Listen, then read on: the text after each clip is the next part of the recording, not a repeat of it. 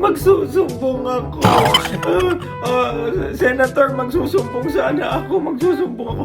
Sana yung kasama mong puti, kontrolin mo kasi lagi akong tinitira, patahimikin mo sana. Muntik na kami magsuntukan eh. Muntik na kami magsuntukan sa US. Ha? Ha talaga, Damunyor? Wow! Feeling matapang, feeling matindi.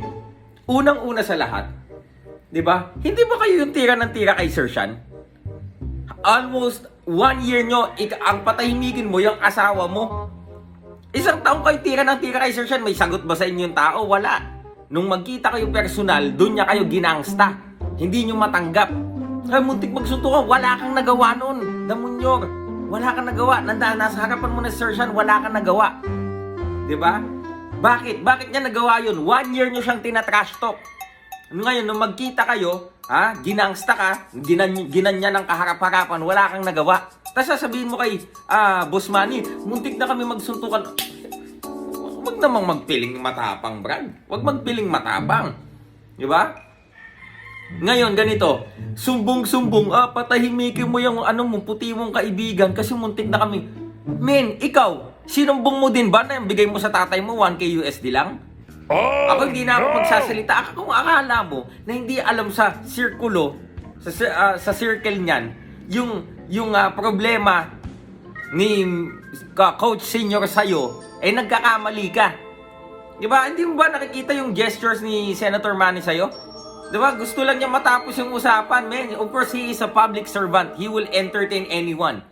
Public servant nga eh. Sanay siya sa kung mga daing, may mga hinaing yung kung sino man lumalapit sa kanya. Ikaw, kinorner mo na men eh. Pero nakita mo yung gesture ni Sir Manny, kahit nga ayaw nga niyang tumingin sa'yo, Brad eh. Magpapanggap ka, biktima kayo, magpipiling victim kayo, na hindi nyo alam, circle ni Senator Manny, alam ang istorya. Dahil real talk, walang pakialam si Senator Manny sa inyo. Yun ang real talk. Diba? Wala siyang pakialam. Pati yung isa walang pakialam si Boss Manny sa'yo at real talk, alam mo yan nung nandun tayo sa US. Hindi ka kilala ni Boss Manny. Di ba? Buting pa nga yung anak ko, kilala niya eh. Video support kay Billy. Shoutout, Senator Manny, thank you. Di ba? Magpipiling victim kayo. Come on, man.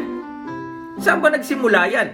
Every time you're attacking Sir Sean Gibbons, MP promotions, di ba napaka-plastic nyo? Tapos doon kayo guys, di ba sinisiraan nyo nga si Senator? Kayong dalawa? Di ba sinisiraan nyo nga Senator Manny? Yung MP, si Sir Sean Gibbons? Men, di ba tapos ganyan, hindi lang kayo iwas pusoy, feeling victim pa kayo. Ina-atake kami, patahimikin mo. I-review nyo yung YouTube. Araw-araw kayo noon nasa live. 1 year yung isang tinitira, sinisiraan. Nung magkita kayo, hindi na pinapadala ni Sir Sean sa online live. Magla-live siya 2 hours, 3 hours kagaya nyo para lang manira. Nung nakita niya kayo, ginangsta niya kayo at hindi mo yon matanggap, Damunyor. Real mother effing talk. Hindi mo yun matanggap na ginangsta ka. Ngayon, susumbong-sumbong kay Sir Manny, patahimikin mo yung pati. Sino bang maingay? Sige nga, maglabas ka ng video na maingay si Sir Sean na inaatake kayo. Hindi siya ganun. Wala siyang pakialam sa inyo. Kayo ang maingay, kayo ang tira ng tira. Sasagot mo yun si Sir Sean, mga mga emoticons lang kung saan asar na asar kayo. Diba? Alam yan ng mga boxing fans at alam nyo yan. Diba? Alam nyo yan. Men, akalain nyo, busy kami, may taping kami, ako hinahanap nyo. Diba? Ako tumatakbo sa isipan nyo. Ha? Pasalamat. Ngayon lang ako nagka-oras. Busy pa kami. Magti-taping pa rin kami. Diba?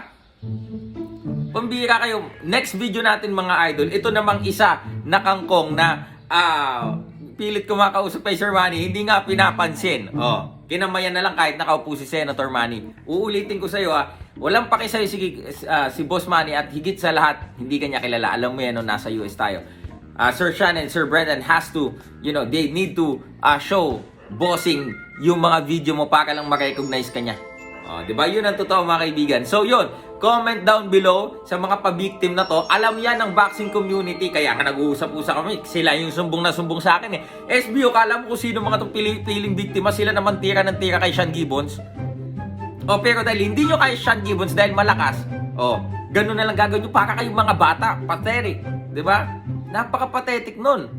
Diba? Yun ang real talk. Sige, ito.